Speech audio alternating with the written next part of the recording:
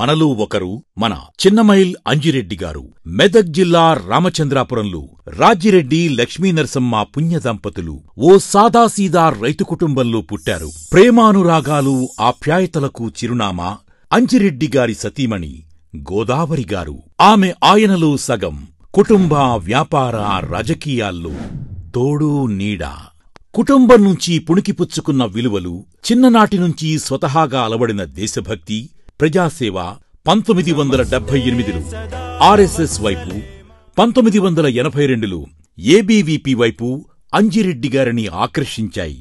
2 జాతీయవాద సంస్థల్లో కార్యకర్తగా, నికార్సైన జాతీయవాదిగా సమాజ సేవలు, విద్యార్థి సమస్యల పరిష్కారంలో చురుకైన పాత్ర పోషించారు. అంజిరెడ్డి గారు కష్టపడి చదివి గణిత శాస్త్రంలో పీజీ పట్టాను పొందారు. 1989లో వ్యాపారం ప్రారంభించారు. 1993లో ఎస్ఆర్ ఇండస్ట్రీస్కు పునాదులు వేసి నేటికీ వేలాది మందికి ఉపాధి కల్పిస్తున్నారు. చదివేందుకు విద్యార్థులు తనలా ఇబ్బంది పడొద్దని నిర్ణయించుకున్నారు. అక్కడి నుంచే తన ప్రజాసేవ ప్రస్థానాన్ని పరుగులు పెట్టించారు. 2000 సంవత్సరం నుంచే ప్రభుత్వ పాఠశాలలకు ఫర్నిచర్ సమకూర్చారు. ల్యాబ్స్ ఏర్పాటుకు 60 లక్షల రూపాయల వరకు వెచ్చించారు. విద్యార్థులకు స్టేషనరీ, ఉపకార వేతనాలు, ప్రోత్సాహకాలు అందించడమే కాదు, వారికోసం నిపుణుల సహకారంతో కెరీర్ ఓరియంటేషన్ కార్యక్రమాలు నిర్వహించారు. యువతను క్రీడల్లో ప్రోత్సహించేందుకు ప్రతి ఏడాది sports meet, kho kho, volleyball, cricket టోర్నీలను నిర్వహిస్తూ తన క్రీడా స్ఫూర్తిని చాటుకుంటున్నారు.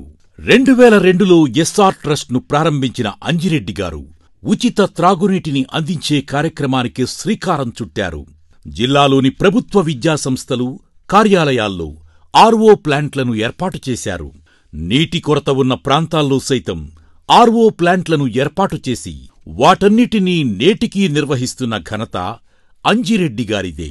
దేవాలయాలకు విరివిగా విరాళాలు ఇవ్వడమే కాదు, నిరుపేద యువత వివాహానికి పుస్తెలు, మెట్టెలు ఇచ్చి వారి ఇంటి బిడ్డగా సాయం చేస్తున్నారు. యువత, నిరుద్యోగులకు నైపుణ్య శిక్షణ అందించి వారి బ్రతుకు చిత్రాలు మారుస్తున్నారు. పేదల ఆరోగ్య భద్రతకు పెద్దపీట వేసి ఆటో డ్రైవర్లు, అసంఘటిత కార్మికులు, బడుగు బలహీన వర్గాల వారికి జీవిత బీమా చేయించి వారి జీవితాలకు భరోసా కల్పిస్తున్నారు. అలా నిస్వార్థంగా అంజిరెడ్డి గారు ప్రజాసేవ చేస్తున్నారు. ఇప్పుడు మనలో ఒకడిగా మనకోసం, మన గొంతుకై మన ముందుకు వచ్చారు. అటువంటి మనిషిని బలపరచడం అంటే మనలో ఒకణ్ణి బలపరచడమే.